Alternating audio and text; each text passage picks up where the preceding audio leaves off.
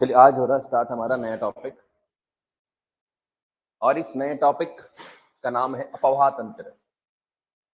अपवाह तंत्र को बोलते हैं अंग्रेजी में ड्रेनेज सिस्टम।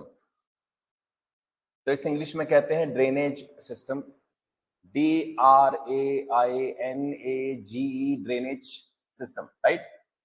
तो हिंदी अंग्रेजी दोनों में मीनिंग समझिए। अब अपवाह तंत्र की हम बात करें, ये चीज होती क्या है? जो हिंदी में लिखा गया है कि निश्चित वाहिकाओं के माध्यम से हो रहे जल प्रवाह को अपवाह तंत्र कहते हैं। वाहिकाएं क्या होती हैं? जिस रास्ते पानी निकल के जा रहा है, ड्रेनेज, इसको अपवाह तंत्र कहा जाता है। जैसे आप बात करेंगे अगर गंगा की, तो गंगा जो है वो उत्तराखंड से निकलती हुई जो है वो एक रास्ता अख्तियार करती है, यूपी बिहार, उसके बाद फिर जो है वो बंगाल तक। तो जो रास्ता है, इस रास्ते में और भी नदियां हैं जिसमें आएंगी, और भी नदियां जिसमें आएंगी। तो एक तरह से ये सारी नदियां छोटी मोटी गिर तो गंगा में रही है, गंगा इनकी मुख्य नदी है। तो इसलिए इन सारी नदियों के तंत्र को बोलते हैं गंगा नदी अपवाह तंत्र, माने गंगा रिवर ड्रेनेज सिस्टम। ठीक है जी। और एक तो गंगा वाला है, दूसरा है ब्रह्मपुत्र वाला, उस तरफ वाला। और जो इस तरफ से टॉप में जाके इधर को जो है वो है Sutlej, sorry that is Indus, मतलब सिंधु वाला। और सिंधु वाला जो अपवाह तंत्र है वो ज्यादातर पाकिस्तान के अंदर है, क्योंकि हमारी नदियां जो सिंधु में मिलती हैं जाकर, चाहे वो रावी हो, ब्यास हो, सतलुज हो, ये तो पाकिस्तान में जाकर फिर उससे मिली। तो सिंधु नदी का ज्यादा ड्रेनेज सिस्टम किसके अंदर है? क्योंकि वो मेनली बहती किसके अंदर है? पाकिस्तान के अंदर। चलिए मेन बात पे आएंगे। चलिए तो आइए डिस्कस करते हैं। एक नदी विशिष्ट क्षेत्र को अपना जल बहा कर लाती है। जैसी नदी है, मान लीजिए, मैंने उस दिन भी कहा था क्लास में, ये नदी है। तो हो सकता है इस एरिया में जो बारिश की बूंदाबांदी हो रही है उसका पानी कहां गिर जाएगा? इसी नदी के अंदर। तो कहां कहां तक का पानी जो है वो अगर गिरे इस एरिया में, तो ये नदी में आके गिरेगा, उसे बोलते हैं उसका कैचमेंट एरिया। जैसे मैं फिर बोलना चाहता हूं, रावी नदी है, आपके घरों में जो बारिश हुई उसका पानी कहां चला गया?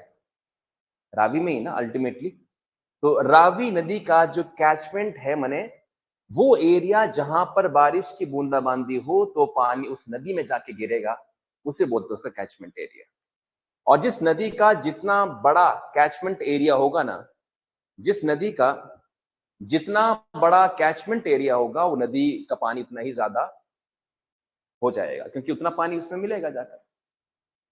एक नदी एवं उसकी सहायक नदियों द्वारा अपवाहित क्षेत्र को क्या बोलते हैं जी?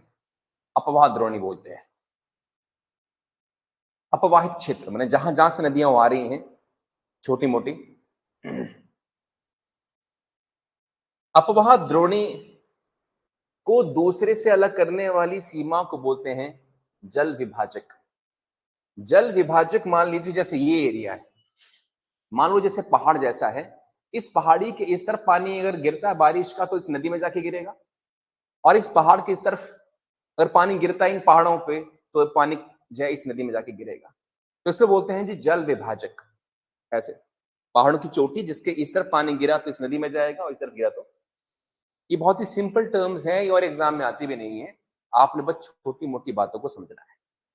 अब नदियों का पानी हमें समझना है। कैचमेंट एरिया यहां लिखा हुआ जी, कैचमेंट एरिया ये बादल है, और बादलों से पानी जो बरस रहा है वो गिर रहा है इन पहाड़ों पर, इसे बोलते हैं कैचमेंट एरिया।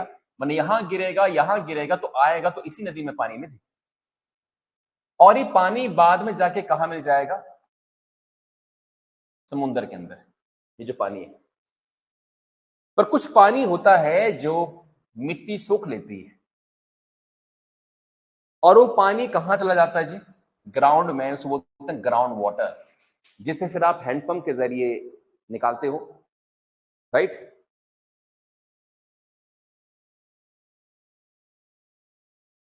ठीक है जी। जिसे आप हैंडपंप के जरिए निकालते हो, या फिर गांव में जो नेचुरल पानी के रिसोर्सेज होते हैं, नाड़ू जो बोलते हैं, वहां से पानी निकल रहा है, वो भी क्या है? ग्राउंड ग्राउंड वाटर है, जो ग्राउंड से पानी आए, सीधी सी बात है। चलिए, तो ये थोड़ी सी हमने अंडरस्टैंड किया है। तो अब जो नदियों की हम बात करें, नदियां दो तरह की होती हैं जी। एक होती है हिमालय और एक होती है प्रायद्वीपीय। क्या प्रायद्वीप को समझ लिए जी? प्रायद्वीप क्या है? निचल वाला एरिया जो तीन तरफ पानी से घिरा हुआ है, देखा आपने? पश्चिमी घाट, पूर्वी घाट देखे आपने, है ना? राजमहल की पहाड़ियां, मालदा की पहाड़ियां। तो मैं आपको थोड़ा सा आइडिया दे दूं। जैसे ये मान लीजिए इंडिया का अगर मैप है,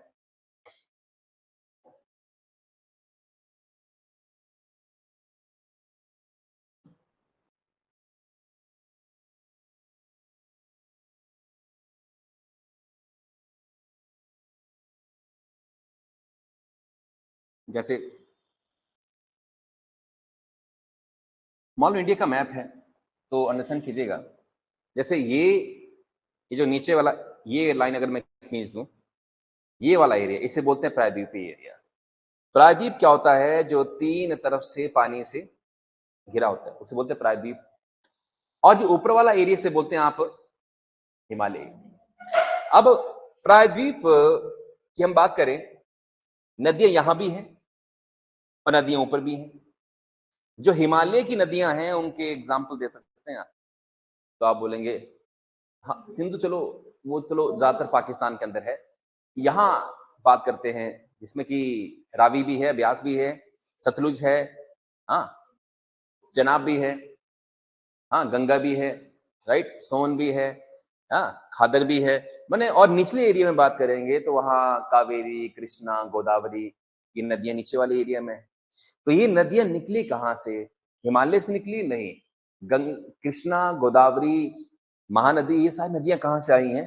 ये प्रायद्वीपीय है। माने जो यहाँ जो ये प्रायद्वीप है, ये एरिया जो है, इसमें भी छोटी छोटी पहाड़ियां हैं, और उन पहाड़ियों से क्या निकलती हैं? नदियां। सवाल ये है कि इन पहाड़ियों से नदियां निकलती कहाँ, कैसे हैं? यहाँ का लॉजिक तो समझ में आता है कि यहाँ बर्फ पड़ी हुई है, तो बर्फ का पानी पिघलता रहता है, पिघलता रहता है, पिघलता रहता है, और वाटर उस नदी में आता रहता है। पर इस एरिया में हम बात करें तो कैसे यहाँ इतना पानी है? तो उसके पीछे तर्क क्या है कि ये जो एरिया यहाँ का, इसे बोलते हैं पश्चिमी घाट, और इसे बोलते हैं जी पूर्वी घाट। तो ये यहां से जब जलवाष्प उठते हैं तो ये पहाड़ियों से टकरा जाते हैं, जिस कारण से इस एरिया में भी और इस एरिया में भी बहुत क्या होती है?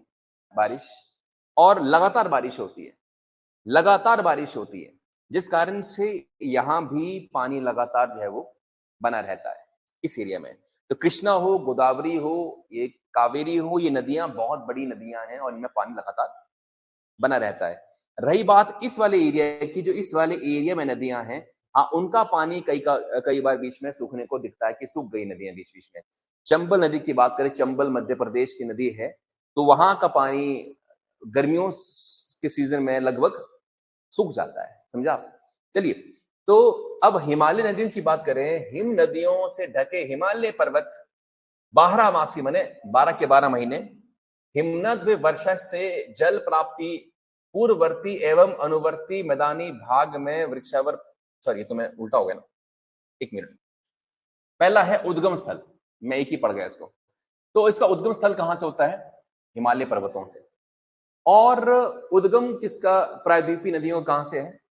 प्रायद्वीपीय पठार एवं मध्य उच्च भूमि जो है, जैसे जो मिडल में ये जो एरिया है, ये वाला एरिया हो गए वो मिडल में और उच्च भूमि पे है, तो यहां भी क्या होती है? बारिश होती रहती है। प्रवाह प्रवृत्ति की बात की जाए तो ये 12 मासियां होती हैं, क्योंकि अगर बारिश हो रही है तो पानी होगा ही होगा, और बारिश नहीं भी होती है तो भी हिमालय पर पड़ी बर्फ पिघलती रहती है और बारिश होती रहती है। अब ये जो प्रायद्वीपीय नदियां हैं ज्यादातर मौसमी होती हैं, सीजनल होती हैं। मौसमी माने सीजनल, अर्थात मॉनसून की बारिश पर निर्भर करेगी। जैसे 2-3 महीने मॉनसून रहती है तो पानी वहां खूब होता है, और मॉनसून के बरसने से उसके जो उस रिवर के जो मुख हैं वहां काफी पानी मिट्टी में भर भी जाता है, जो लगातार वहां से निकलता रहता है। ठीक है जी। अपवाह के प्रकार पूर्ववर्ती भी हैं, अनुवर्ती भी हैं। मैदानी भाग में वृक्षाकार प्रारूप में ये बहती है। ठीक है जी। अध्यारोपित पुनरोपित नदियां, अरे ये छोड़ो, ये टेक्निकल, उसमें हम नहीं जाएंगे। नदी की प्रकृति कैसी है, ये एग्जाम में आ सकता है। ठीक है जी। नदी की प्रकृति के बारे में हमें पूछ सकते हैं। तो नदी की प्रकृति की बात की जाए तो इनका बहुत लंबा क्या है जी, मार्ग है। आप चाहे गंगा की बात करिए तो बहुत लंबा ट्रेवल करती है वो, और गंगा नदी हमारे हिंदुस्तान की सबसे लंबी क्या है, नदी है। ऊबड़ खाबड़ पर्वतों से होकर गुजरेगी, बिल्कुल ठीक है। ठीक है जी। अभिशीर्ष अपर्दन व नदी अपर्दन, मैदानों में जल मार्ग बदलना, है ना। तो इसमें सिर्फ आप, मैं चाहूंगा सिर्फ कहां तक नोट करें, यहां तक नोट करें कि लंबा मार्ग है, ऊबड़ खाबड़ पर्वतों से गुजरती है, इतने आपके लिए काफी है। और यहाँ जो है वो छोटी छोटी घाटियां होती हैं, छोटे छोटे पर्वत होते हैं, वहां से होकर निकलती है। तो 2-3 पॉइंट हमें बस समझना है कि हिमालय नदियों में और प्रायद्वीपीय नदियों में एक्चुअली डिफरेंस क्या है, सिंपल शब्दों में। ज्यादा जटिल जटिल शब्द हम यूज नहीं करेंगे इसके अंदर। ठीक है जी।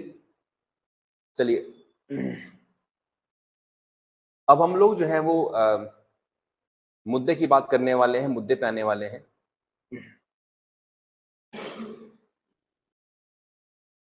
अब जैसे हिंदुस्तान की बात की जाए तो इंडिया में 2 तरह के अपवाह तंत्र हैं।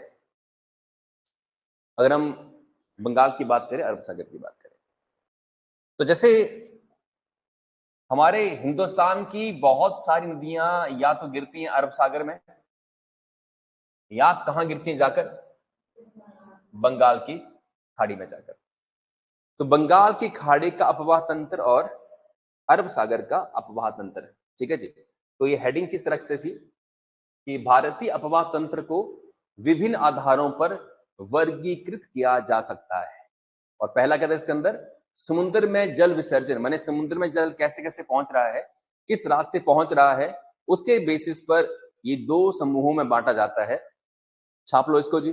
बंगाल की खाड़ी का अपवाह तंत्र और अरब सागर का अपवाह तंत्र। तो 2 तरह के अपवाह तंत्र हैं।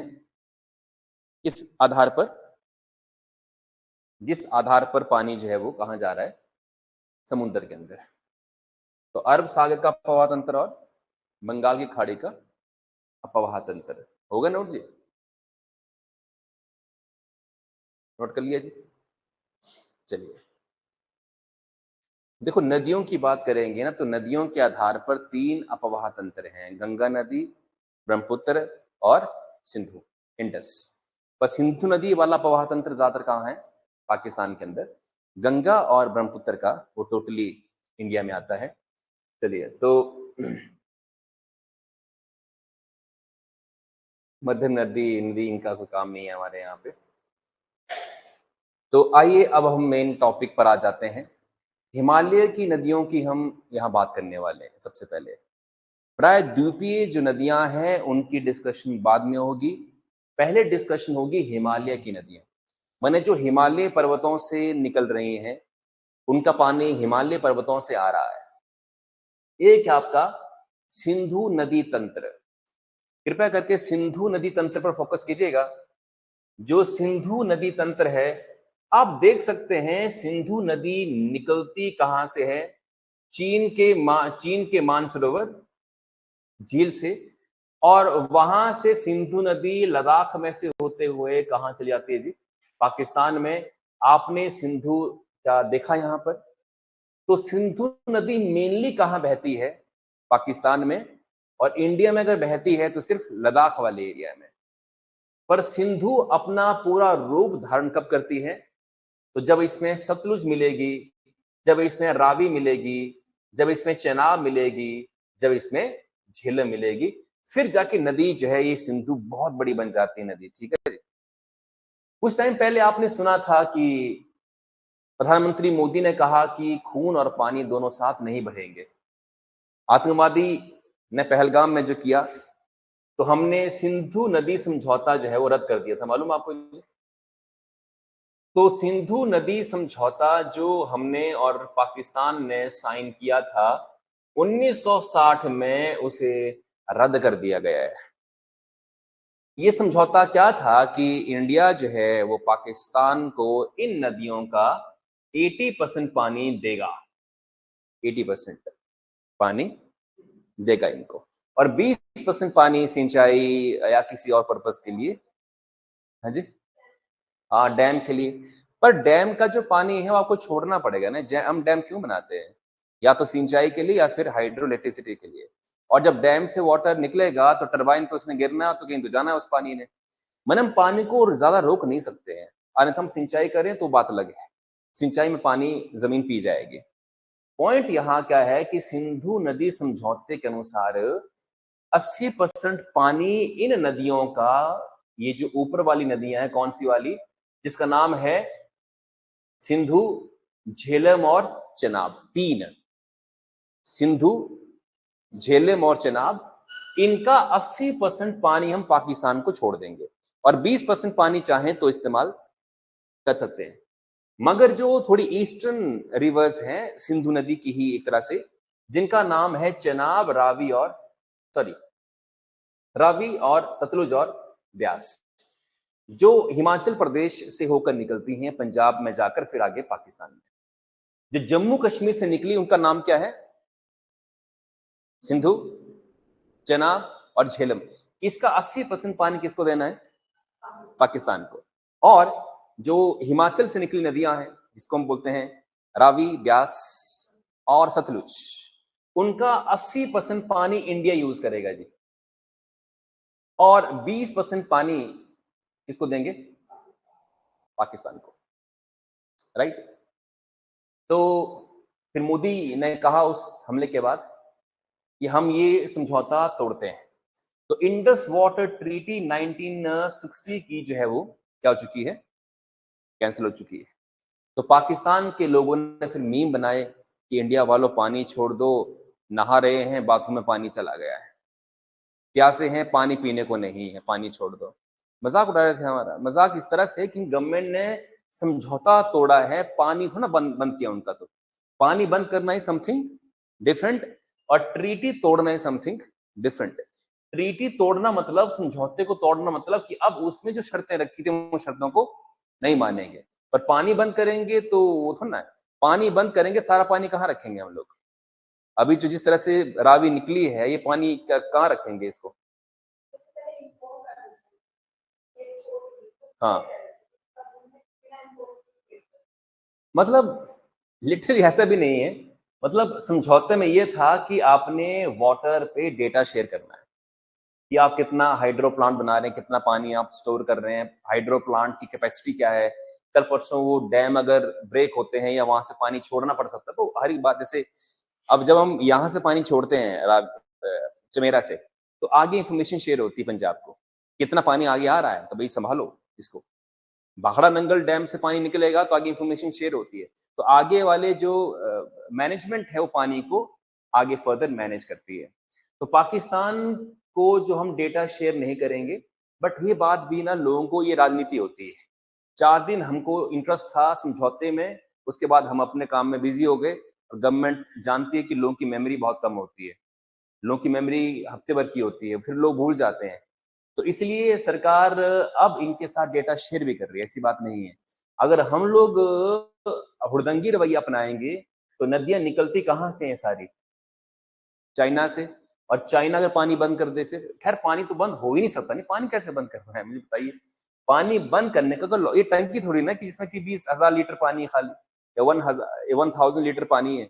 इतना सारा पानी है, इसको ब्लॉक आप कर नहीं सकते हैं। रही बात पानी को सिंचाई के लिए यूज करने की, तो आपको पानी डाइवर्ट करना पड़ेगा यहाँ से, डाइवर्ट। तो कुछ एक्सपर्ट्स थे जो कह रहे थे कि पानी को डाइवर्ट करो, यहां से जम्मू से कहां ले आओ, इधर को पानी को ही डाइवर्ट कर दो सिंचाई के लिए, तो हरियाणा, पंजाब और राजस्थान सिंचाई और खूब फलेगा फूलेगा। ठीक है जी। अरे भाई, सिंचाई के लिए करना तो रावी क्यों नहीं लेके जा रहे तुम पहले से?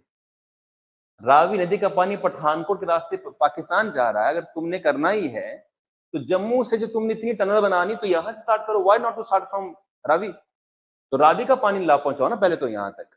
इसका मतलब ये है, सारे क्या है, ये पॉलिटिक्स और नासमझी वाली बातें हैं क्योंकि नदियों के रुख को मोड़ना क्लाइमेट चेंज में बड़ा डिजास्टर होगा। अगर आप नदियों के मुख को ऐसे मोड़ देंगे कहीं को, तो एनवायरमेंटल कंसर्न आएंगे, समझे? तो आप ये मान के चलिए कि नदी से अगर बजरी निकालनी हो ना, रेता निकालना हो, तो चलान होता है 10,000 रुपए का, समझ रहे हो आप? तो नदियों क्यों करते हैं ऐसा? कि एनवायरमेंटली ये चीजें ठीक नहीं है, तो इसलिए नदियों को मोड़ना एनवायरमेंटली ठीक नहीं है। अंतरराष्ट्रीय समझौते हमने कर रखे हुए हैं एनवायरमेंट के लिए, हम पोल्यूशन कम करना चाह रहे हैं, सब कुछ कम करना चाह रहे हैं, तो ऐसा होता नहीं है। चलिए फिलहाल आपको मालूम चला क्या कि सिंधु नदी समझौता क्या चीज थी? चलिए, तो हिमालय में 3 नदियां हैं, सिंधु, गंगा और ब्रह्मपुत्र।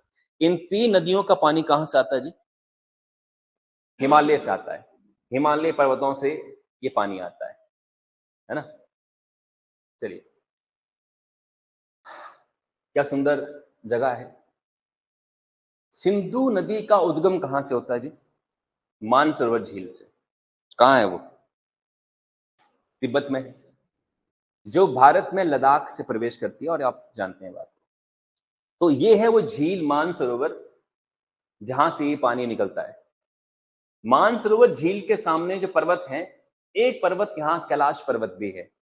तो कई लोग हैं जो तिब्बत जाते हैं, चीन जाते हैं कैलाश पर्वत के दर्शन करने के लिए। तो ये झील बहुत ही बड़ी और बहुत ही सुंदर झील है। तो इंडिया को जो पानी आ रहा है वो कहाँ से आ रहा है? मेनली ऊपर देखें हम तो ज्यादातर कहाँ से आ रहा है? ये मानसरोवर झील से आ रहा है। इवन दो रावी नदी का उद्गम बड़ा बंगाल से है, जो कांगड़ा के अंदर है, ठीक है जी। ब्यास नदी का उद्गम ब्यास कुंड से है, जो कुल्लू के अंदर है, कुल्लू और लाहौल स्पीति के बॉर्डर में है। तो ब्यास रिवर वहां से। रही बात सतलुज की, तो सतलुज रिवर जो है वो कहाँ से आई? उत्तराखंड से आई, ठीक है जी। तो ये बोलना कि चीन हमारा पानी बंद कर देगा, तो भाई ज्यादातर पानी हमारा कहाँ से आ रहा है? अपने हिमालय पर्वतों से आ रहा है। अरे बात समझ रहे हो भाई? ठीक है जी। तो पॉइंट यहाँ क्या है कि सिंधु नदी का जो उद्गम है वो कहाँ से होता है? मानसरोवर झील से होता है। और ये तिब्बत और कहाँ वहां से होते, कहाँ से आती है जी? लद्दाख से आती है। तो हम सारी बातें यहाँ समझेंगे। चेनाब है, सतलुज है, ठीक है जी। ये सारी, इन सारी बातों को हम डिस्कस करने वाले हैं। तो बहुत सारी सहायक नदियां हैं, उसमें हम अभी जाएंगे नहीं, थोड़ा सा आगे डिस्कस कर लेते हैं। कश्मीर में नदी झेलम भी है, कश्मीर में नदी जो है वो सतलुज और रावी ये भी हैं, सारी की सारी। आइए इसको नोट कर लेते हैं।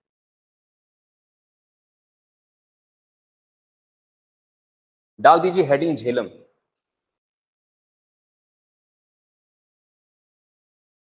ठीक है जी। सतलुज नदी कहां से आई? चीन से, ठीक है जी। मैं गलती से क्या बोल गया?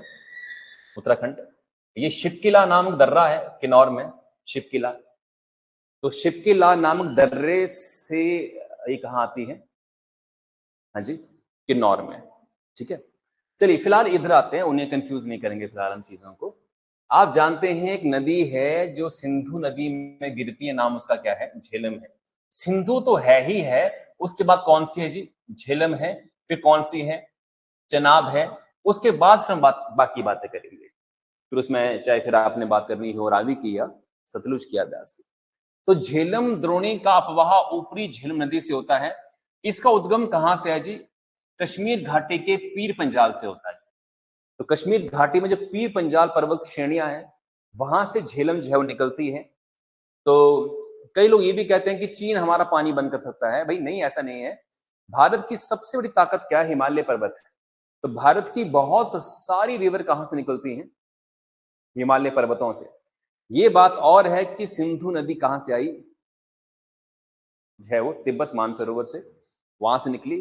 तो मेरे बोलने का अर्थ ये है कि कहीं ना कहीं एक देश के बाद दूसरा देश जो होता है, तो पानी बड़ा ही कंट्रोवर्शियल मुद्दा है। क्योंकि अगर इंडिया से पानी निकल रहा है तो कहाँ जा रहा हो? पाकिस्तान के अंदर। तो पाकिस्तान का क्या उस पानी पर हक नहीं है? ये बड़ी बात है। अरे इस तरीके से अगर हिमाचल कहे कि हम पानी पे टैक्स लगा देंगे, पंजाब के लोगों को टैक्स पे करना पड़ेगा, क्योंकि सुखों के पास मान लो पैसे नहीं है, कम पैसे हैं, तो पंजाब पर गए पानी पे टैक्स लग जाए तो फिर ये तो ठीक नहीं है। क्योंकि पाकिस्तान, सॉरी, जो पानी या नदियां हैं, रावी नदी या सतलुज जितनी हिमाचल की उतनी पंजाब की भी तो है भाई नदी, है कि नहीं है? तो इस तरह से अब देखिए ऐसे अनंतांग के बैरीनाग में एक झरने से होता है। अनंतांग एक जगह है, वहां का जो बैरीनाग झरना है वहां से निकलती है। ये नदी पाकिस्तान में प्रवेश करने से पहले श्रीनगर एवं वुलर झील बड़ी इंपॉर्टेंट झील है जी, कई बार एग्जाम में आता है कहाँ है झील, ये कश्मीर के अंदर, तो वहां से होके गुजरती है।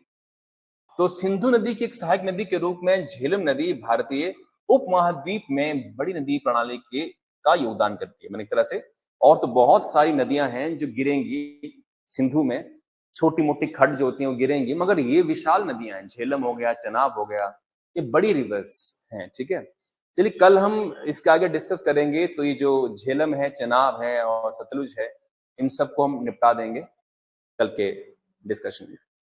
दीजिए ब्रेक के।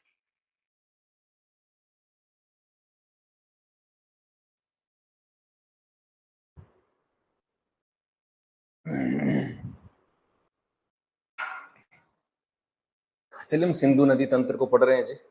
मानसरोवर झील से निकलती है और इसके बारे में हमने यहाँ तक डिस्कस कर लिया था। आज हम यहाँ से डिस्कस करेंगे जहां बात सिंधु की है। तो जैसे हमने कहा कि सिंधु नदी निकलती कहाँ से है जी, मानसरोवर झील से। ठीक है जी, तो कैलाश पर्वत है वहां पे भी, और वहां से निकली नदी, और ये सिंधु लेह से होती हुई, जो लद्दाख का हिस्सा है, लेह से होती हुई इस तरह से, और ये वुलर झील आपको मैंने बताया था उस टाइम पे, वहां से होती हुई कहाँ जाती है, हाँ जी, पाकिस्तान में। और आप देखेंगे बहुत सारी नदियां इसमें मिलेंगी, जैसे झेलम को देख लीजिए आप, चनाब को देख लीजिए आप, रावी को देख लीजिए आप, और सतलुज को। इनमें से बहुत सारी नदियां हिमाचल से और फिर पंजाब में जाती हैं, और कुछ नदियां हैं जो जम्मू कश्मीर से, झेलम और चनाब जम्मू कश्मीर से कहाँ जाती हैं, आगे फिर पाकिस्तान में। ठीक है जी, और यहाँ पे वही बात लिखी गई है कि सतलुज, ब्यास, रावी, चेनाब और झेलम 1, 2, 3 और 4 नदियां, ठीक है, आपस में मिलकर पाकिस्तान का एक जगह है मिठानकोट। ठीक है जी, पाकिस्तान में एक प्लेस है उसका नाम है मिठानकोट। ये मिठानकोट, मिठानकोट में जाकर ये नदियां पाकिस्तान में जाकर ये सिंधु में मिल जाती हैं। इसके बाद ये नदी दक्षिण की तरफ बहती है और अंत में कराची पहुंचकर ये एंड में कराची पहुंच जाएगी, और फिर कराची से आगे अरब सागर में गिर जाती है।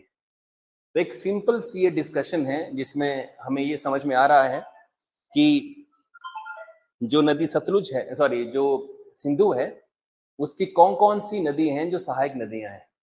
सहायक मतलब एक तरह से ट्रिब्यूटरीज हैं। हमने इनको पढ़ लिया। मिठानकोट नामक प्लेस को मत भूलना। मिठानकोट में पहुंचकर ये नदियां जो हैं वो मिल रही हैं सिंधु के साथ। तो मिठानकोट के बाद असल में जो सिंधु नदी का जल जो है वो विशाल एक रूप धारण कर लेता है। हम कभी देखते हैं कि रावी का जो स्तर है पानी का, अभी जो हमने देखा बरसात में कितना था, देखकर लोग डर जाते हैं कि इतनी बड़ी नदी है। अब बरसात में इमेजिन करिए कि रावी अपने अपर लेवल पे होगी, झेलम भी होगी, चेनाब भी होगी, और सिंधु तो होगी। जब ये सारी इकट्ठी होंगे तो यहाँ से आगे क्या स्तर होगा पानी का। तो जो सिंधु नदी है यहाँ से आगे बहुत बड़े लेवल पे जो है वो आती है। और याद रखिएगा, फिर बोल देता हूं, मानसरोवर में राकसताल, मानसरोवर में राकसताल नामक झील है। वैसे तो कैलाश मानसरोवर झील है, राकसताल प्रॉपर लेक का नाम है जहां से जो है वो निकलना स्टार्ट हुई। तो राकसताल, हाँ जी हाँ जी, तो मानसरोवर और राकसताल दो जगहें, दो नाम। ठीक है जी, तो इतना सा आपको याद हुआ क्या, है ना। वुलर झील और नंगा पर्वत। नंगा पर्वत आप जानते हैं कि भारत की सबसे ऊंची चोटी में वो आता है, पर वही बात है कि फिलहाल वो पाकिस्तान के कब्जे में, इसलिए कंचनजंगा हम बोल देते हैं। मगर जो नंगा पर्वत, इसको हम K2 भी कह देते हैं, गॉडविन ऑस्टिन, ये भारत की सबसे ऊंची क्या है, चोटी है। और बिल्कुल यहाँ से, इस पहाड़ से लेफ्ट में होकर ये सिंधु नदी जो है वो बहती है। आई थिंक ये बात आपको साफ हो चुकी है। तो बस यहाँ पे मेन बात क्या थी, मिठानकोट। कि मिठानकोट नामक प्लेस पर ये सारी नदियां इकट्ठी होकर किसमें गिर जाएंगी, सिंधु में। तो ये चीजें, ये स्लाइड इंपॉर्टेंट थी। अब इसके आगे आपको मैं लेकर जाऊं तो कुछ नदियों की हम बात करेंगे जो जिनका पानी जो है अल्टीमेटली गिरता किसमें है, सिंधु में। बट सिंधु में जो गिरने वाली नदियां हैं आप उनके नाम जान चुके हैं जी, जैसे सतलुज, व्यास, रावी और चेनाब। हाँ हाँ बिल्कुल। तो जो सतलुज है या रावी है, उनकी भी बहुत सारी नदियां सहायक नदियां हैं, ट्रिब्यूटरीज हैं। तो हम सिंधु नदी में गिरने वाले पानी की जो नदियां हैं उनके बारे में डिस्कस करने वाले हैं। अब देखिए, स्पीति नदी तो हमारे हिमाचल प्रदेश में ही है, और स्पीति नदी स्पीति घाटी के नाम पे बनी है। लाहौल और स्पीति दो घाटियां हैं जी, जिनको मिला के बनता है लाहौल स्पीति एक पूरा डिस्ट्रिक्ट। तो स्पीति नदी जो है सतलुज की ट्रिब्यूटरी। स्पीति नदी का पानी किसमें गिरता है, सतलुज में। ठीक है जी। तो अगर आप मैपिंग देखेंगे तो सतलुज नदी आई, स्पीति आई, और स्पीति नदी अल्टीमेटली स्पीति, टोंस, ये सारी नदियां कहाँ गिरने वाली है, सतलुज में जाकर। तो स्पीति नदी किसकी सहायक हुई जी, सतलुज की। तो ऐसे लिखिएगा आप कि स्पीति नदी सतलुज की सहायक नदी है। ठीक है जी। और ये हिमाचल प्रदेश के लाहौल स्पीति से निकलती है, हिमाचल प्रदेश के लाहौल स्पीति से निकलती है। ये हिमाचल प्रदेश का मैप आपको दिख रहा है, ये हमारा शिमला, मंडी, कुल्लू, चंबा, कांगड़ा, बिलासपुर। देखिए ये है स्पीति नदी का पॉइंट। स्पीति नदी ये ऐसे होते हुए यूं यूं यूं यूं यूं करते हुए यहाँ पे टोंस नदी भी आएगी ऊपर से। देखिए ये, और यहाँ पे जो सतलुज है उसमें ये जो है वो मिल जाएगी ऐसे ऐसे ऐसे। और सतलुज फिर यहाँ पे भाखड़ा नंगल डैम है ना जी, गोविंद सागर डैम जिसको झील बोलते हैं, गोविंद सागर, ये बिलासपुर में गोविंद सागर झील है। इसके बाद ये नदी जो है वो आगे जो है वो, सॉरी, ये नदी यहाँ से होती हुई, यहाँ से होती हुई ऐसे ऐसे ऐसे होती हुई यहाँ पंजाब में आएगी। और पंजाब में यहाँ जैसे पहुंचकर एक जगह है जिसको बोलते हैं, एक गुरुद्वारा है यहाँ पे,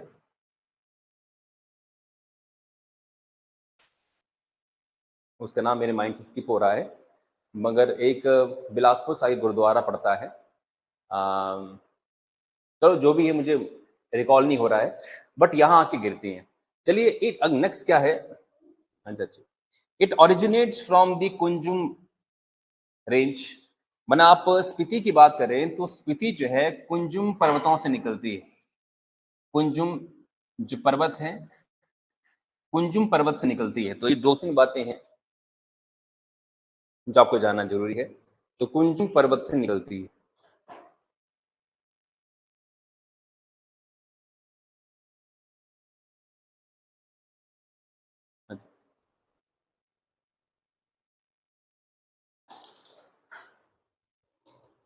हो गए जी यहां तक? चलिए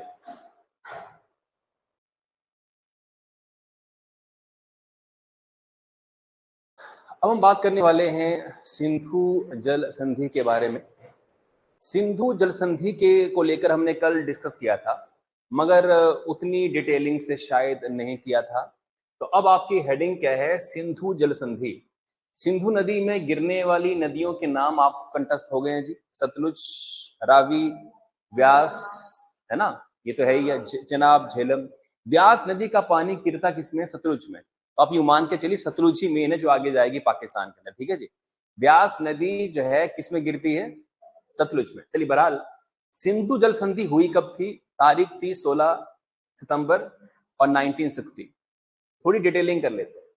ये समझौता हुआ था, ये देश, आप इसे देखेंगे डायनासोर लगता है, ये कुत्ते जैसा लगता है, इसका जो डायग्राम है, मतलब पहचानना बहुत इजी है कि ये पाकिस्तान है। तो अब बात यह है कि पाकिस्तान जब देश अलग बना, तो अलग देश बनाते ही दो प्रॉब्लम्स आती हैं, एक बाउंड्री प्रॉब्लम्स और दूसरी पानी की प्रॉब्लम्स। बाउंड्री प्रॉब्लम्स क्या होती हैं कि अगर आपने क्लैरिटी नहीं लाई दो देशों के बीच में सीमाओं को लेकर, तो झगड़े स्टार्ट हो जाएंगे, और ऐसे झगड़े जो कभी खत्म होने वाले फिर नहीं है। तो इंडिया और पाकिस्तान के बीच में जब अंग्रेजों ने सीमा बना दी, तो सीमा के विवाद बहुत कम रहे। हाँ, कश्मीर का विवाद रहा, पर चूंकि कश्मीर वाला विवाद जब बाद में क्रिएट हुआ था, सीमा का विवाद भारत पाकिस्तान में अंग्रेजों ने होने नहीं दिया। बहुत अच्छे से वो डिवाइड कर गए थे कि यहाँ पाकिस्तान और यहाँ भारत। अब देखेंगे कि गुजरात वाला एरिया है, पंजाब वाला एरिया है, राजस्थान का एरिया है, यहाँ कभी बाउंड्री डिस्प्यूट भारत और उसके बीच में नहीं है। हाँ, थोड़ा सा है रन ऑफ कच्छ जो गुजरात का है, वहां थोड़ा सा डिस्प्यूट जरूर है, बट वो इतना बड़ा डिस्प्यूट नहीं कि युद्ध हो जाए उसके लिए। जो डिस्प्यूट है वो कहाँ है, सिर्फ जम्मू और कश्मीर में, और वो डिस्प्यूट आजादी के बाद कहीं जाकर फिर वही, मैंने उस दिन भी कहा था कि जम्मू कश्मीर भारत का अंग था ही नहीं आजादी के बाद। ये तो एक आजाद क्या थी रियासत, इसके राजा थे महाराजा हरि सिंह। तो हरि सिंह उसके राजा थे और इंडिया का हिस्सा था ही नहीं JNK। और जब पाकिस्तान ने जम्मू कश्मीर पर हमला किया था, उसके बाद फिर मामला स्टार्ट हुआ और आधा कश्मीर वो फिर जो है वो हरि सिंह से छीन लिया उन्होंने, हरि सिंह से, इंडिया से नहीं। तो जब, हाँ, हरि सिंह से, तो कंफ्यूजन लोगों को ये पैदा होती है कि जो पाकिस्तान ने, इंडिया की सरकार कैसी सरकार थी कि आधा कश्मीर पाकिस्तान को लेने दिया। ऐसा नहीं है भाई, तब कश्मीर इंडिया के अंडर था ही नहीं, तो कैसे हम पाकिस्तान को अपोज करते हैं। बहरहाल जो भी है, तो पानी की बड़ी प्रॉब्लम थी कि पानी कैसे किया जाए, क्योंकि आजाद होने के बाद इशू क्या है कि पाकिस्तान में बहने वाला पानी सारा कहां से आता है, सारा मतलब मेन पानी तो इंडिया से ही आया जी। पाकिस्तान के अंदर कोई बड़ी नदियां तो नहीं निकलती हैं, सारा पानी कहां से आया, इंडिया से आया। अब अगर मान लो इनके रिलेशनशिप खराब होते हैं फ्यूचर में, तो पानी डिस्टर्ब होगा, और पानी डिस्टर्ब हुआ तो उसके ऊपर लाइफ डिपेंडेंट है जी। एक तरह से पानी पे लाइफ क्या है, डिपेंडेंट है। और किसी ने कहा है कि तीसरा विश्व युद्ध हुआ दुनिया में तो पानी को लेके होगा, क्योंकि पानी आज की डेट में बहुत बड़ी रिक्वायरमेंट है जी। जरा आप इमेजिन करिए कि जब आप बचपन में जो भी जिस साल में थे, तो उस दौर में पानी की रिक्वायरमेंट आपके घरों में कितनी होती थी, तो आप कहेंगे बहुत रेयर। गांव के लोग पानी की टंकी नाम की चीज ही नहीं थी जी, नाड़ू से पानी लेते थे, वहां कपड़े धोते थे, तो पानी की रिक्वायरमेंट बहुत कम थी। बट आज की डेट में जो पानी की रिक्वायरमेंट है वो लगभग 100 गुना बढ़ चुकी है जी, 100 गुना बढ़ चुकी है। तो पानी की सबको क्या है, जरूरत है। इसलिए देश पाकिस्तान को दिक्कत ना हो तो समझौता किया गया 1960 में, आजादी के कई सालों बाद, पानी को लेकर। और इसकी अध्यक्षता किसने की थी जी? हाँ जी, वर्ल्ड बैंक ने, विश्व बैंक ने। खैर ये 1951 में हुआ था। मध्यस्थता मतलब, व्हाट इज मध्यस्थता? मध्यस्थता मतलब मिडिलमैन का रोल प्ले करना, कि यार तुम आओ आपस में इस मामले को जरा सेटल करो, पानी के मामले को। तो कोई आपसे पूछे कि सिंधु नदी समझौते में मध्यस्थता किसकी है, तो विश्व बैंक की। दूसरी बात, इस ट्रीटी को गारंटी किसने दी है? जब भी कोई एग्रीमेंट होता है ना, एग्रीमेंट, अरे भाई सुनिएगा, जब भी कोई एग्रीमेंट होता है, कोई समझौता होता है, तो उस पर क्या होता है, एक गारंटी होती है।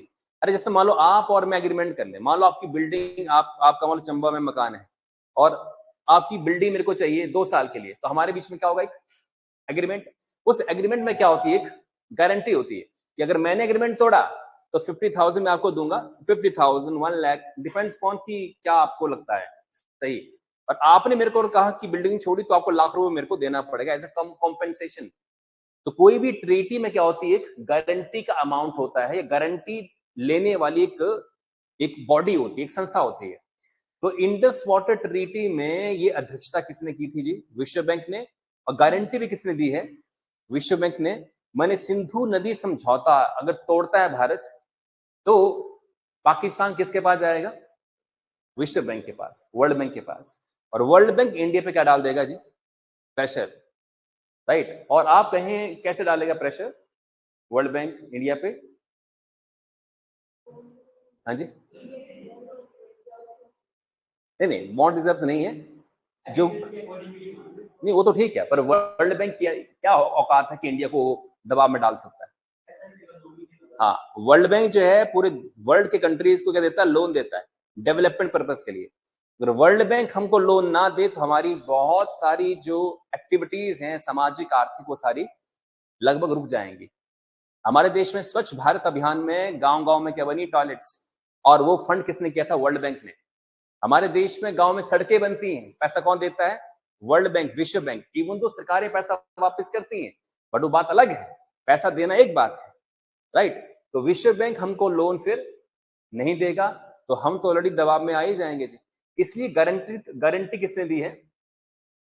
विश्व बैंक ने। चलिए ठीक है जी। तो थोड़ा सा इसमें समझ लेते हैं। चलिए, लिखा अपनी 19 दिसंबर 1960 में समझौता हुआ। सिंधु नदी समझौता 19 सितंबर 1960 में हुआ। ये डेट आपसे पूछ सकते हैं कि इसी साल सरकार ने ये जो समझौता था वो रद्द कर दिया था, तो लिखेगा ये किया गया था। अगली बात, इसकी मध्यस्थता विश्व बैंक के द्वारा की गई थी। इसकी मध्यस्थता विश्व बैंक के द्वारा की गई थी। तो मध्यस्थता का मतलब समझे आप जी, कि एक गारंटर चाहिए बीच में ना। अगर कल परसों कोई देश मुकर जाए फिर, तो इस तरह से, तो वो पाकिस्तान के लिए जो है विश्व बैंक है। तो कोई आपसे पूछे कि क्या इंडिया ने पाकिस्तान का पानी रोक दिया है, तो पानी नहीं रोका है, पानी तो जाएगा, मगर जो क्रूशियल डेटा शेयरिंग होती है कि कितना पानी हम यूज कर रहे हैं, क्या कर रहे हैं, कितना पानी छोड़ रहे हैं, यार ये जानकारी हम शेयर नहीं करेंगे। बट अब आज की डेट में पूछें कि गवर्नमेंट ऑफ इंडिया ने कोई बदलाव किया कि वैसे का वैसा, तो कोई जानकारी नहीं है। मीडिया जो होती है वो 4 दिन मुद्दा उठाती है और 4 दिन तक जो भी सरकार एक्शन ले रही होती है ना, वही हम तक पहुंचती है। आज की डेट में को जानना हो कि सिंधु नदी समझौते पे गवर्नमेंट का क्या टेक है, गवर्नमेंट कहां तक पहुंची है, गवर्नमेंट क्या एक्शन उस पर ले रही है, तो कोई जानकारी हमको मिलने वाली नहीं है। तो पाकिस्तान भी चुप बैठा है, इसका मतलब ये कि कुछ हुआ ही नहीं है। तो पाकिस्तान मुद्दे को उठाता जरूर, चलिए जो भी है। अब हम बात करें, सिंधु द्रोणी का 1/3 से कुछ अधिक भाग भारत के जम्मू कश्मीर, हिमाचल और किसमें है जी? पंजाब में है। तो सिंधु जो द्रोणी है, मैंने सिंधु जो ये रिवर वाला जो सिस्टम है पूरा का पूरा, इसका 1/3 भाग किसमें आता है? JNK में और, हाँ जी, हिमाचल में और पंजाब में, और बाकी किसमें आता है? पाकिस्तान के अंदर।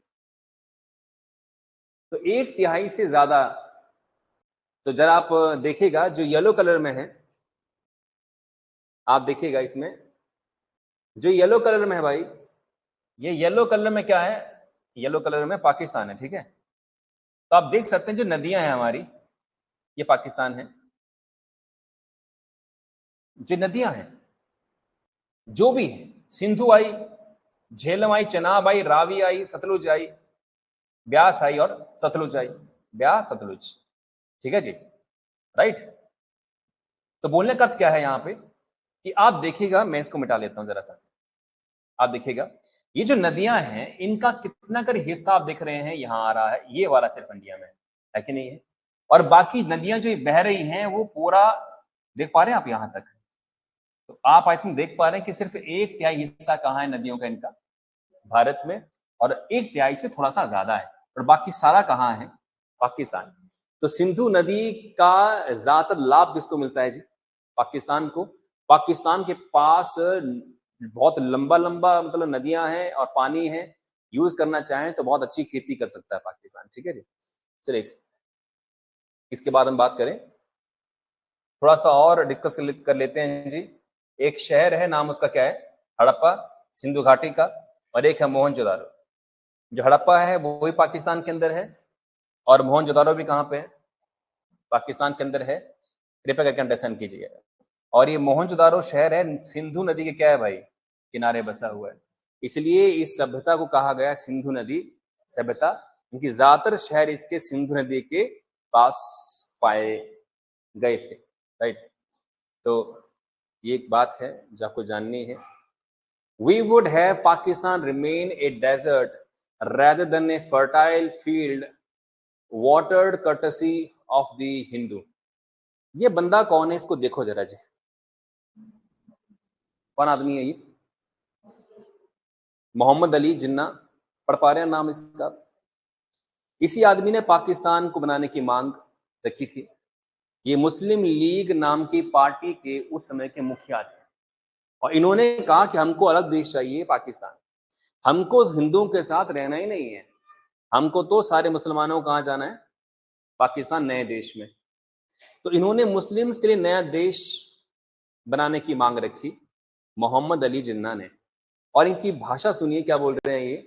वो कह रहे हैं कि मैं पसंद करूंगा पाकिस्तान को रेगिस्तान बनाना, पर मैं कभी हिंदुओं से पानी की भीख नहीं मांगूंगा। समझ रहे हो इस बात? इसका मतलब क्या है कि वो कह रहे हैं कि मुझे हिंदुओं की, और हिंदू मीन्स इंडिया ना जी, और क्या मतलब हुआ इसकी नजर में, तो कि मैं इंडिया से पानी की भीख नहीं मांगूंगा, मैं कभी हिंदुओं के आगे झुकूंगा नहीं पानी के लिए।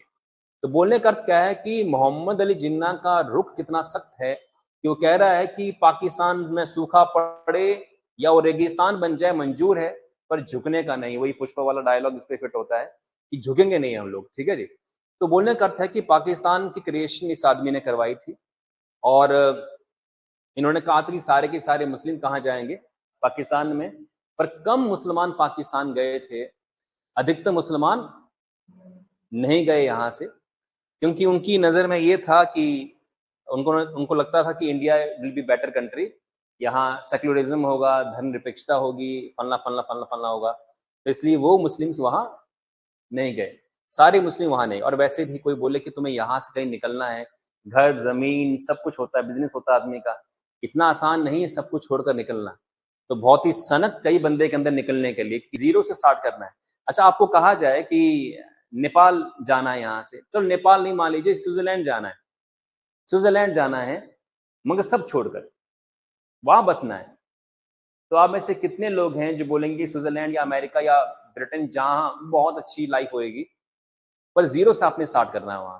तो कोई है जो बोले कि यहाँ के घर आपके जो बने हुए हैं, आपकी बिल्डिंग्स हैं, शॉप्स हैं, मान लीजिए, हाँ, खेत भी हैं, वो सब छोड़कर यहाँ जो ले ले, फिर हम छोड़ जाएंगे सारा सारा यहाँ पर, वहां चले जाएंगे। है कोई? वहां जीरो से स्टार्ट करना आपने, जीरो से। तो कोई नहीं। इसका मतलब क्या हुआ, इतना आसान नहीं है। इसी कारण से बहुत सारे मुस्लिम्स यहीं रह गए थे, क्योंकि घर जमीन प्रॉपर्टी छोड़ना इतना आसान जो है वो नहीं था। जो छोड़ के गए उनमें बहुत करेज था, करेज, कि अपनी सारी चीजें यहाँ छोड़कर वहां जीरो से स्टार्ट किया, पाकिस्तान में जीरो से स्टार्ट किया। और कुछ लोग वहां छोड़ के आ गए थे और यहाँ जीरो से स्टार्ट किया, जीरो से स्टार्ट किया यहाँ पे। उनको बोलते हैं रिफ्यूजीज। जो पाकिस्तान से भारत में आए उनको बोलते हैं हम लोग इंडिया में रिफ्यूजी, जो जो हिंदू थे या सिख थे। अब पाकिस्तान तो मुसलमानों का देश बन जाएगा, तो वो चले आए थोड़े लोग यहाँ को, उनको रिफ्यूजीज कहते हैं। और रिफ्यूजीज जहां भी हैं दे आर वेल सेटल्ड, और सबसे ज्यादा वही कर रहे हैं। चंबा की बात करें, चंबा में पहला रिफ्यूजी फैमिली थी हरनाम सिंह, ऊपर सरदार जी हैं, अब आई थिंक मौत हो गई उनकी, ये क्या है, उनकी बहुत होलसेल वाला काम है यहाँ पे। सतनाम, हरनाम, ये सारे जो है वो आए थे। तो इन्होंने सबसे पहले, इनके माँ बाप ने जो है वो गांव में कहीं यहाँ से 30 किलोमीटर दूर जो है एक जगह पे रुके थे वो, मतलब गांव में रुके थे। सतनाम सिंह से कुछ टाइम पहले मिला था मेरे दोस्त के, वो दोस्त हैं आगे, तो मिलना हो तो उन्होंने बताया कि जहाँ आपके गाँव, उसके बगल के गाँव में कहते हैं हम रुके थे थोड़े टाइम के लिए। तो फिर मालूम चला, अच्छा कि स्ट्रगल आपका क्या है। तो उसने बताया कि मैंने इसी ही गली के अंदर, ये जो दुकानें आप देख रहे हैं यहाँ पे, मैंने बर्तन धोए हैं, जो मीट चावल नहीं बनाते हैं, ऊपर पोस्ट ऑफिस के जो आगे गली है, ज्वेलर्स की शॉप्स जहाँ कुछ लोग वहाँ मटन और चिकन वाले भी हैं जी। तो कहते हैं वहां मैंने बर्तन धोना स्टार्ट किए थे गांव से निकलकर पहले यहाँ, और कुल्ली वाला काम किया था हरनाम सिंह ने, सतनाम बर्तन धोता था। कैन यू बिलीव दैट कि अपनी ही एज में उन्होंने जो सब कुछ बदल दिया। इट इज पॉसिबल कि जीरो से बिगिन करने पर भी बहुत कुछ किया जा सकता है, क्योंकि जिसके पास कुछ नहीं है उसके पास सिर्फ कोई चीज पाने के अवसर है, जिनके पास होता है उनके पास खोने के भी अवसर होते हैं, राइट। तो जो जीरो पे होता है उसने तो फिर 1 2 3 4 ऐसे आगे जाना ही जाना है, उसके पास पीछे का कोई वो नहीं है, हटने का कोई रास्ता नहीं है। एंड दैट इज वाई जो लोग बिल्कुल जीरो से स्टार्ट करते हैं ना, वो बहुत सिलेक्टिव नहीं होते काम के अंदर, जो मिला काम कर लेते हैं, जो मिला काम कर लेते हैं। आज के युवा जो अच्छी फैमिली से आते हैं बड़े सिलेक्टिव होते हैं काम के अंदर, हमें फलना काम करना, फलना नहीं कर सकते हम, हमने पढ़ाई ऐसी करी हुई है, हमने तो फलना चीज कर रखी हुई है, हमें तो इस तरह का काम चाहिए, अगर है तो हम करेंगे, नहीं तो हम जा रहे हैं, राम नाम सत्य सत्य, ऐसा बोल देते हैं। तो बोलने का अर्थ क्या है कि मोहम्मद अली जिन्ना के इस फैसले से बहुत फैमिली क्या हुई थी, डिस्टर्ब हुई थी। इस पार से हिंदू और सिख इस पार आए तो रास्ते में वो काटे जा रहे थे। कुछ मुसलमान यहां से पाकिस्तान को निकले तो यहां वो काटे जा रहे थे। एक फिल्म थी गदर, सनी देओल की, have you seen that film Gadar 1? तो उसके अंदर वो दिखाया गया हॉरर कि किस तरह से जो है वो जब लोग यहाँ से वहां पलायन करने लगे तो उनको किस तरह से जो है वो मारा गया है। और हैरानी की बात ये थी कि जो हिंदू मान लो पाकिस्तान से भारत आना चाह रहा है तो पड़ोसियों क्या है उनके ऊपर नजर कि जैसे ये रात को निकलेंगे तो हम पहले हमला करेंगे घर के ऊपर और जमीन के ऊपर। कैन यू बिलीव दैट कि उस वेट में है। और जो इधर मुस्लिम्स लोग की जमीन और ये थी और खबर गई बाहर की जा रहे हैं तो पड़ोसियों की नजर क्या थी कि इसका फलना कमरा मेरा, इसका ये वाला किचन वाला एरिया मेरा, इसके खेत नहीं वाला वो मेरा होगा। जैसे वो गए तो गांव के गांव लड़ पड़े थे आपस में कि हमारा ये हमारा। Can you see the situation. तो बोलने का क्या है कि इस तरह से लोगों का पलायन हुआ, इसमें जिम्मेवार कौन था? ये आदमी नाम इसका क्या है जी? मोहम्मद अली जिन्ना। चलिए, जो भी हिस्ट्री में आप इसके बारे में पढ़ेंगे 14 पॉइंट ऑफ जिन्ना, है ना, एग्जाम में आते हैं 14 पॉइंट्स क्या क्या थे, 14 पॉइंट, है ना, अगस्त क्रांति, ये पढ़ेंगे आप वहां पे। 12 जनवरी 1961 की संधि की शर्तें लागू कर दी गई थी और इस संधि के अनुसार जो है 6 नदियों का बंटवारा हुआ। 6 नदियों के पानी का क्या हुआ? बंटवारा हुआ। 3 जो पूर्वी नदियां हैं, पूर्वी इस तरफ की, रावी, व्यास और सतलुज, इस पानी के ऊपर हक दिया गया किसको जी? भारत को, कि भारत चाहे तो इसका कितना ही पानी यूज है वो कर सकता। बट 80-20 की थी। यार उस गहराई में मत जाइए आप फिलहाल, जिस एग्जाम की आप तैयारी कर रहे हैं उसमें आपसे परसेंटेज लेवल नहीं पूछेगा। 3 जो पश्चिमी नदियां थी जो जम्मू कश्मीर वाली हैं, झेलम, सिंधु और चेनाब। झेलम यहाँ पे जी, ठीक है। तो इसका नदी पाकिस्तान के लिए तय हो गया। इसका नदी इस नदी का पानी पाकिस्तान को देना पड़ेगा। आप इन नदियों का पानी इस्तेमाल करिए पर ब्लॉक नहीं कर सकते, राइट? पानी ब्लॉक आप नहीं कर सकते। तो कोई बोले फिर जम्मू कश्मीर में जो हाइड्रो इलेक्ट्रिकल पावर प्लांट है वो कैसे बन गए? जम्मू कश्मीर में डैम कैसे बन गए? तो बोलने का क्या है कि डैम बनाइए आप, पानी तो रोकना पड़ेगा डैम के अंदर, मगर जितना पानी है वो आपको पाकिस्तान को छोड़ना ही है। डैम के अंदर से टनल निकाल कर कहीं पानी पानी डाइवर्ट आप नहीं कर सकते हैं, समझा आप? पानी रोकना इज वन थिंग, पानी को कहीं और ले जाना इज डिफरेंट थिंग। तो डैम बना सकते हैं पर हाइड्रोलिक डेटा कहते हैं इसको, आपको हाइड्रोलिक डेटा शेयर करना पड़ेगा जी कि हम इतना पानी इस रिजर्वायर हमें हमारे है, और रिजर्वायर में जितना पानी बढ़ता जाएगा उसकी रोज जानकारी पाकिस्तान को देनी पड़ती है। हर एक दिन डेटा शेयर होता है उसके साथ कि हमारा मान लो ये फलना डैम है, इसमें पानी इतने क्यूसेक का है, इसमें पानी इतने क्यूसेक का है, तो सारा डेटा पाकिस्तान के साथ शेयर होता है और पाकिस्तान करता है फिर कैलकुलेशन, अच्छा इतना पानी वहां पे जम्मू में है या आपने हमें देना है पानी वहां से, तो बारी बारी फिर इंडिया उसको छोड़ता रहेगा समय अनुसार, समझा आप जी? तो फिलहाल 3 चीजें, 3 नदियां यहाँ और 3 नदियां यहाँ, इन 3 नदियों में पानी पे हक किसका है? इंडिया का। और इन पे किसका है जी? पाकिस्तान का। क्या आपने इनको नोट कर लिया जी? हाँ, तो हाइड्रो पावर पोटेंशियल काफी ज्यादा है, काफी डैम बने हैं, काफी ज्यादा बिजली पैदा हुई है ना। तो पानी से बिजली बनाकर बहुत पैसा कमाने के अवसर होते हैं, क्योंकि पानी तो फ्री में आता है, प्रकृति पानी दे रही है, फ्री में है। एक बार बस पावर प्लांट बनने की देरी होती है, उसके बाद तो आपकी इनपुट कॉस्ट जीरो है, जीरो कॉस्ट में पानी आ रहा है और वो टरबाइन घुमा रहा है, टरबाइन घूम रही है, जनरेटर बिजली पैदा कर रहा है। तो power generation is quite easy in hydro. Input cost नहीं है कुछ भी, बस मैन्युफैक्चरिंग कॉस्ट है। होप नोट कर लिया आपने ये।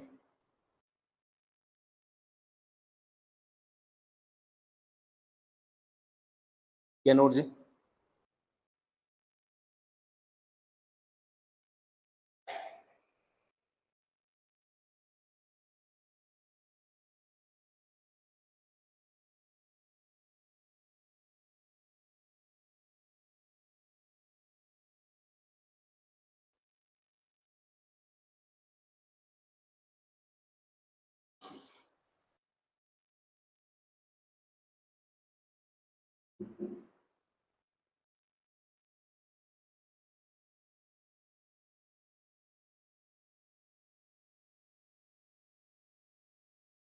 हो गया जी? चलिए टाइम भी हो गया है, बाकी डिस्कशन कल करते हैं। लीजिए ब्रेक।